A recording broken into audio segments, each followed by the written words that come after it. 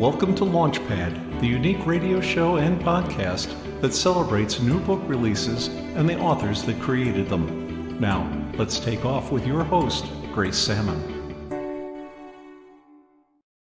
This is Launchpad, complete with technical difficulties from coast to coast. We are so excited to join you here on episode 27 with Terry Crylen, Ann Anderson Evans, Cheryl A. Hunter, and Mary Pascual. On behalf of Mary Helen Sheriff, the author marketing coach, and myself, Grace Sammon, we are so glad that you are with us here today. Today, we're going to be talking to some amazing authors, 2 memoirs, 2 novels, stories about family drama, the supernatural, searching for family, and so much more. It's all coming together on this episode 27 of Launchpad. Welcome to each of my guests. If you are watching us live, please feel free to leave comments, ask questions. We'd love to have you here live before we air on Authors on the Air, Global Radio Network. Let's get right started immediately. Terry Crylen, tell us about your book, In Pursuit of Radio Mom, Searching for the Mother I Never Had. Thank you, Grace, and lovely to be with you, Anne, Mary, and Cheryl. So my book, In Pursuit of Radio Mom, is framed around the question of how does an emotionally abandoned daughter of an emotionally abandoned mother learn to support her own child in a healthy way. My book is informed by my work as a clinical psychologist, but also a very early memory of sitting in front of the Zenith radio console, imagining inside was a perfect family with the perfect mother, the radio mom, who would adopt me if only I could garner her attention. So as a memoir, it's a book about the journey of longing for a mother who could not reach back. It traces my path along debilitating anxiety, loneliness, shame, and beyond a dysfunctional marriage that, quite frankly, was a mirror image of my relationship with my mother, to the discovery of a more authentic self. But it's also the exploration of the pain and struggle along the difficult path of my own motherhood and my relationship with my own daughter. That forced me to confront those issues of the legacy of my past. But fortunately, it's also... We'll talk more about that as we move forward. But your comment is absolutely perfect as a segue into Anne's work, The Sweet Pain of Being Alive. Anne, tell us about your book. Right. My book is about the 14 happiest years of my life, which were my marriage to Terry. We met when we were in our middle 60s, and we never got over how fortunate we were to have found each other. But the marriage ended in his suicide, and I was not prepared for that. I was prepared for EMTs and police, but the police detective really got to me. He asked me a lot of jarring questions, and then he apologized. He said, "I'm sorry, but every suicide is a crime scene, and I have to ask these questions." And I burst out laughing. I said, "Wow, I've just lost my husband, and now I'm a murder suspect?" And he said, No, you don't have to worry about that. But it was creepy, nevertheless, some of the things that I had not expected. Terry's last words to me were, "I've always wondered what it would be like to be a woman." And this woman inside Terry started peeking out around 3 years into our marriage. And we talked about her and tried to make space for her, but he never sat me down and said, "Anne, I can't live like this anymore. Either I die or you become a lesbian." He never did that. And I wonder, what readers will think. Should he have done that? Maybe we could have done better, but we did the best we could at the time. And I don't have all the answers. I will look forward to learning from my readers. Thank you for sharing that. Thank you for sharing that. There's so much family complexity here. And even in Cheryl A. Hunter's Inheritance Quest, you have a very different kind of generational story, don't you? Yes, thank you, Grace. I do. In Inheritance Quest, and this may be coming up, there we go. It's actually the third book in a series, and the series traces Ariana Sabini, a young woman just at the start of her career, and she's viciously attacked and discovers she's a vampire hunter. And I needed to have something, some kind of immortal beings, because it does span multiple generations. She is all the evidence for why these vampires want to kill her point to her great grandfather, who may or may not have died when she was 5 years old.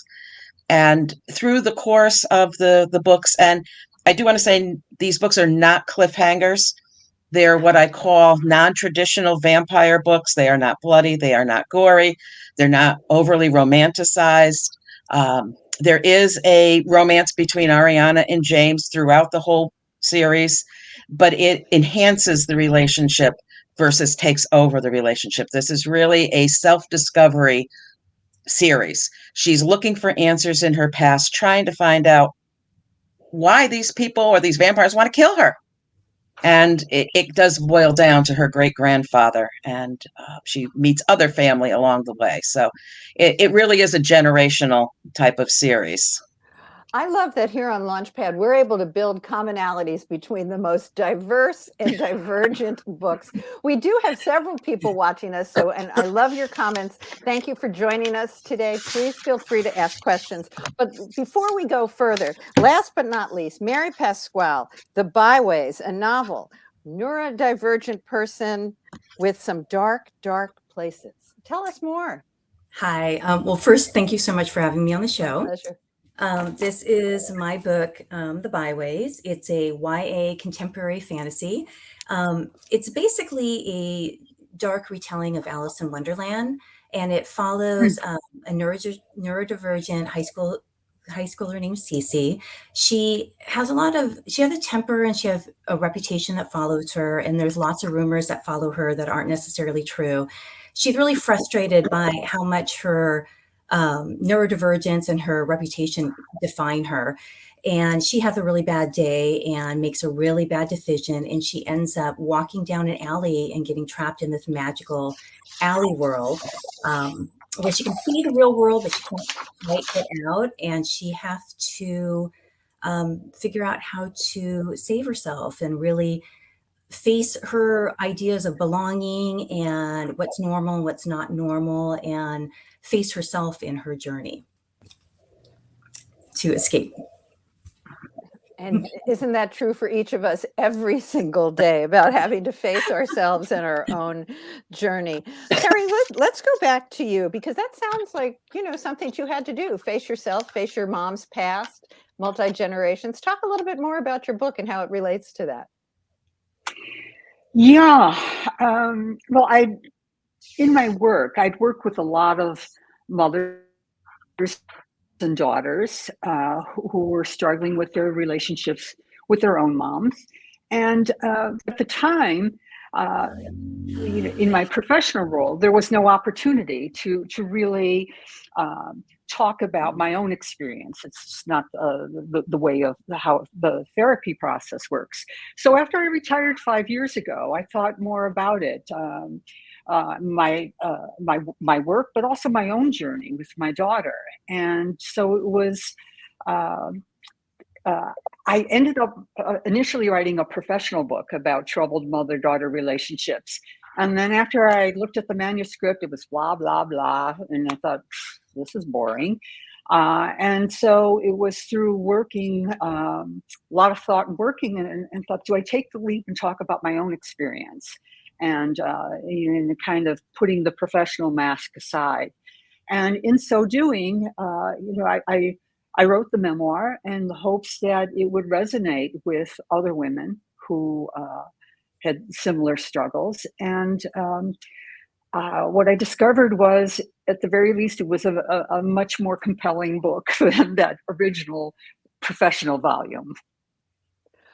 Terry, I so appreciate you talking about kind of taking off that mask. And I want to switch to Anne there for a minute, because Anne, you had to deal with that certainly with your husband, and then in becoming so public about his suicide and his gender identity issues.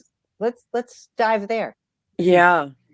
So there is a kind of betrayal in him, in that he did not tell me how serious this was. Of course, if he had, maybe our marriage would have fallen apart and he wouldn't have liked that. It would have been very difficult. But I became very aware of the corrosive nature of secrets. Keeping these kinds of secrets can kill you. And I decided at one point, I became kind of defiant. I thought, yeah, I think I've discovered your secret, Terry, and I am not going to keep it. I made a decision to lay that open. And in laying that open, of course, I lay open my reaction to it. But this is an issue that lots of people are working with these days and have to think about. And I've come to a kind of, I guess it's a revolutionary conclusion about secrets. You know, when you tell your secrets to other people, you might be surprised how little surprised they are. They're not always as revolutionary as you think they are. Oh, I think that's very true. Go ahead, Terry. You had a comment. I just wanted to jump in here because I have had the opportunity to read Anne's amazing, beautiful, and incredible book. And just to that idea of secrets, I remember in my own therapy, one of my own therapies, the therapist saying to me, you know, secrets are merely information waiting to be told. And that really, really resonated for me and stayed with me. And I believe it to be true that, and there is liberation with the revealing of secrets that hold us back. So I just wanted to add that. Thank you for that. Cheryl, your characters have secrets, including when the grandfather died. Let's stay on the secret theme. Lots of secrets in the book, and it really is the finding out about these secrets that Ariana has to go through all three of these books. And she's shocked when she finds out some of the truth behind her grandfather. Maybe he's not quite as the fun loving grandfather that the 5-year-old remembers. And of course she has to face the reality of some of the things that he did that may have been bringing down some kind of revenge on her later on. And so she has to struggle with that. And of course she's helped by her friends and talking. She doesn't actually go into therapy or anything else because she's keeping a secret. They can't let their true identities be known. This is a supernatural world within the workings of the modern world. And the modern world has no idea about the supernatural world. So they have to keep this secret. So it's secrets within secrets. And Mary, let's go to you with also world building, if you will, because you also have a very different world. And secrets, still a theme? You know, I think there is some theme of secrets, just like Cheryl's book. It's definitely a world within the modern world, that the byways is a place that people don't know about. And it's a place where people who have kind of been forgotten or uncomfortable society end up washing up. You know, the byways tries to save people that don't quite fit in. But I think that the other element in my book is it's perceptions, and it's the character really has to face her own perceptions, but also learn to, you know, outside people will always want to put their spin on you, right? They want to tell us who we are. And so this book is really about figuring out who you are when, you know, from yourself, and knowing that how you define your world and how you define yourself is ultimately more important than how the outside world perceives you. But definitely there's some secrets. There's always something delicious about kind of a hidden magical world or magical society. And I think that speaks a lot to, the parts that we kind of keep hidden, but also a little bit of the parts where we find wonder and magic. So both sides to that story. We do have people making, thank you for that. We have comments that a lot of people are resonating with the idea of secrets here, and also that idea of authentic self. So, Anne, let's go back to you for a bit. How has writing changed this, and how has coming to grips with with your husband's secret, changed you? Well, it's funny. Some people seem to think that this is a cathartic experience writing about this, but I didn't feel that so much. I was, I think the grieving process, the feelings that you have in losing someone that you love is an entirely different track. But the writing is more an analysis, or it can be not necessarily intellectual analysis, but even emotional analysis, spiritual analysis. What does it all mean? Not only for you, but also for your readers and for other people. And I've come to some conclusions since, not exactly conclusions, like transgender people stand astride the two basic markers of human civilization, male. And what do they have to tell us? I've started to learn about things like that. They have a special place in our society, and I'm learning a lot about that. So it's been a learning experience more than a cathartic experience. Thank you. Terry, what have you learned from writing your book? Oh, I've learned about connection and the importance. I mean, I've always known about the importance of connection, but it's really deepened my appreciation for sharing our stories. And also what I've learned is that I could use my story to enhance my relationship with the people I love, and particularly and especially my own daughter. That I could forgive myself for mistakes that I made. I could ask for her forgiveness, and so I think what I've learned is the power, in an even deeper way, the power of connections, and how essential that is in our human experience. I learned something from your book, and that is how society can affect people's happiness and people's productivity. And your mother is suffering the way Betty Friedan talked about in her book, The Femme, being sort of imprisoned at home. And it turns out she's really a nice person, a loving person. But the circumstances that society imposed on her made it possible for her to express herself. She was just tired all the time. Absolutely. Cheryl, we talk about, the world, the society. You created a whole nother world, or several worlds, through your series. Would you talk to us a little bit about why a series and how that has changed you? Well, why a series is because as I encountered one problem, another one showed up, and it would be a 1,000-page book at this point, so it had to be broken up into 3 books. I think it's because of the complexity of the world that was created. I mean, it's a world within the modern world, so you have to kind of keep that in mind. You can't have them show too much of the supernatural, because then it infringes too much on the reality of the real world. So you've got to kind of keep those separate. And because of the complexities, and the book is really, there's a lot of subplots, there's a lot of different relationships within the book. And in order to really explore her relationship with her great-grandfather, and I don't want to give too much away because then it would kind of ruin reading it, but she's discovering other elements within the supernatural world. Now, she teaches mythology at the university. So all of a sudden she's realizing, so some of the things that I'm teaching are actually real.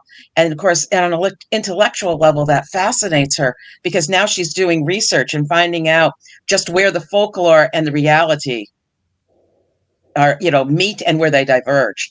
So it just became more and more complex. And and it is mostly about her. I mean, it's also told in the first person. It's alternating first person.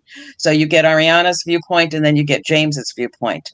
And so you've got two different ones. You've got someone who's been in the supernatural world for 150 years and someone who's just entering it. So you have that interplay as well. I want to get back to how your writing has changed you, but somehow I'm thinking Mary resonates very well with the kinds of things that you're talking about in your book, because they are a similar, can we say similar genre?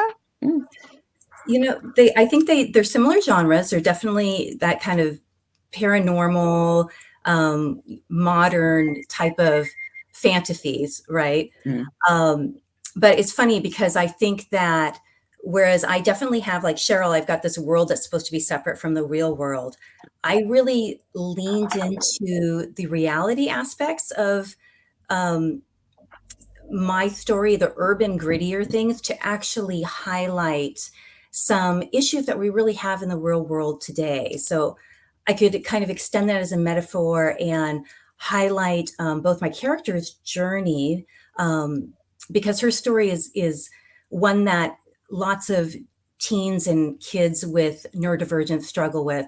But also I touch on homelessness and political upheaval and some class separation. But they definitely have to have that theme element of like kind of keeping themselves a little hidden. Nobody gets, it's amazing to me that in society, we're not freaked out by homelessness, but if somebody were to, suddenly sprout magic, that would freak everyone out. Right. So That's a fascinating juxtaposition that you just put those two things in together. And then I think what I learned. Oh, I'm sorry. Go ahead. I was going to ask why YA. I love YA. I read adult and YA. I think that there is great. There's so much potential when you're a young person, and the world is completely at your fingertips. It's opening up, and so there's lots of possibilities for drama and growth. And I also think that I worked a lot. I volunteered at a school library for 6 years, and kids are kind of near and dear to my heart. And so I really want to put books out there that will resonate with them and for them so they can see themselves. Because I know that when I was a young person and I was reading, and there was actually not much YA when I was reading as a teenager. So I was reading adult books, but, they can profoundly impact. Storytelling is a great way to extend our communication vocabulary, and they're a great way to see ourselves even in extraordinary circumstances or extraordinary fantasy worlds or a completely different experience. So I love that aspect. I love giving that to kids. I agree. And thank you for that. I was in the library just the other day and I wandered into the YA section. It was fun to see some titles that I had read when I was younger as well. We do have people who may have questions or comments. People are enjoying Secrets, as I mentioned, but also the paranormal. So any of our viewers, please feel free to ask questions of any of our panelists. Cheryl, I didn't get to that question of how has writing changed you? It's something I've always done, something I've always been really interested in, but actually putting this 3-book series together, it made me realize that maybe I have more potential than I thought. Not to be self-indulgent or anything, but I think you're always kind of afraid that what you have to say, no one else cares about. And so when you find out that people do, it's really encouraging. And I think that some of the people that have left comments or have sent me an email or something has really made me say, okay, maybe I did have something to say. And with all books, and I struggled with whether to make it young adult or new adult, because she's really new adult. She's 25. And I think one of the reasons I selected new adult is because I teach college. And so I'm with that age, and there's a lot of potential there, and they're all looking to make their mark on the world. And so was she.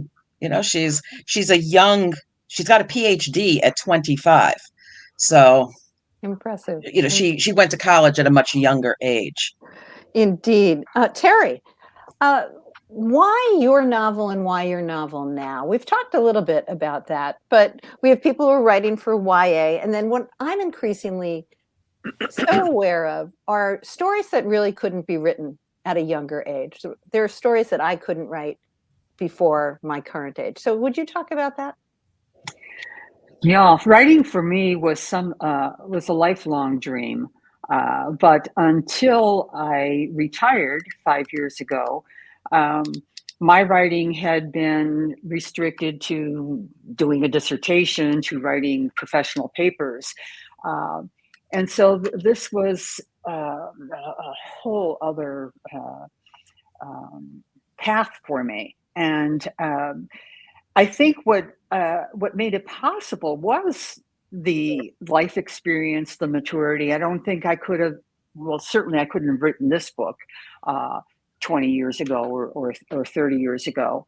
But I think it was made possible. One, because I was finally freed up in my life to really go inward in a new way, and spend the time and energy of learning how to write in this new way, and use my skill set of introspection and helping others go inward to use it in this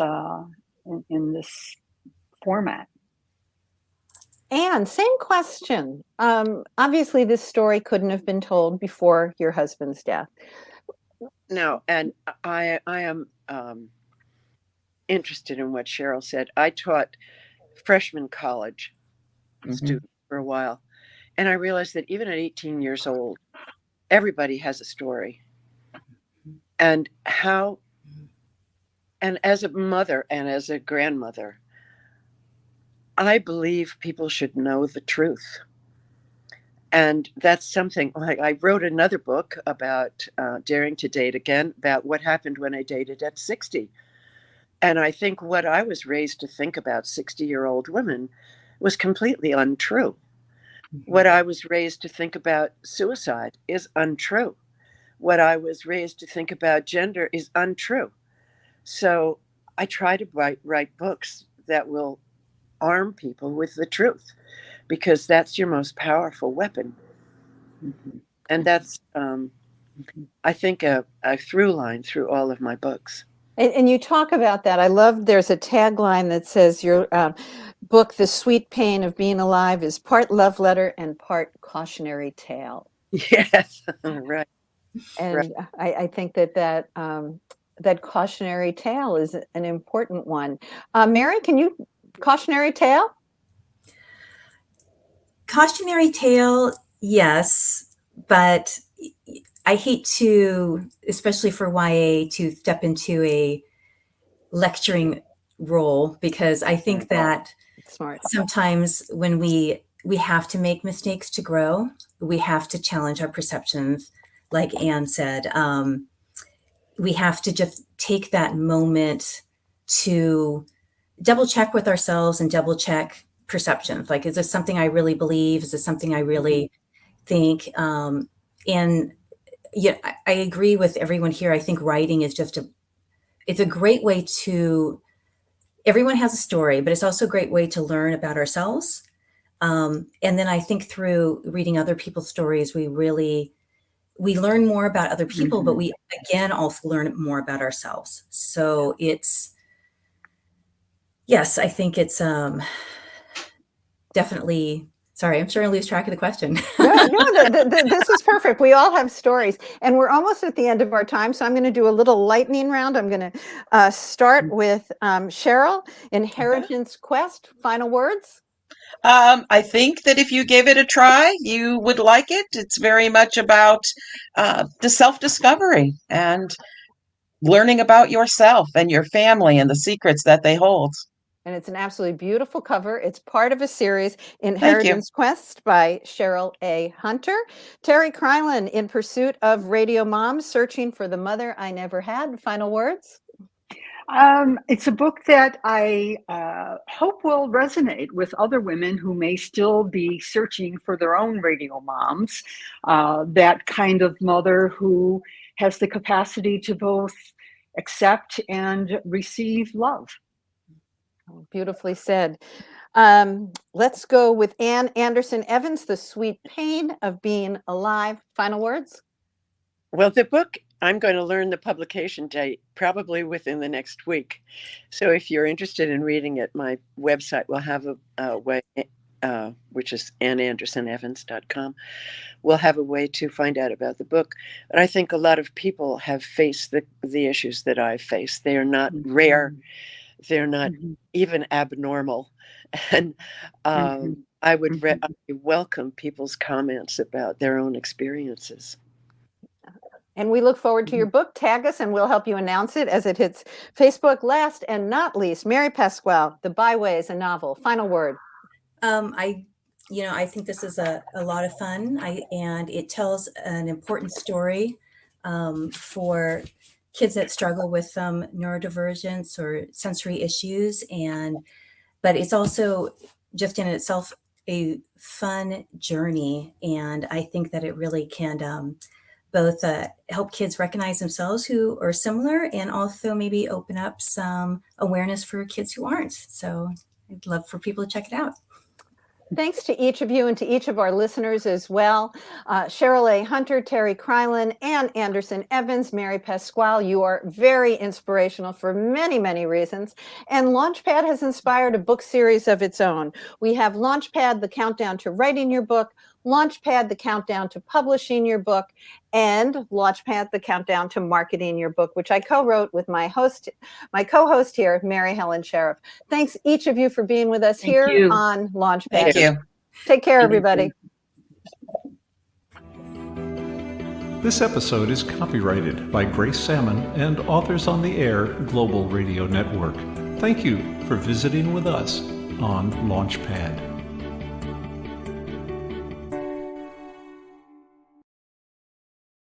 And we are clear. Okay.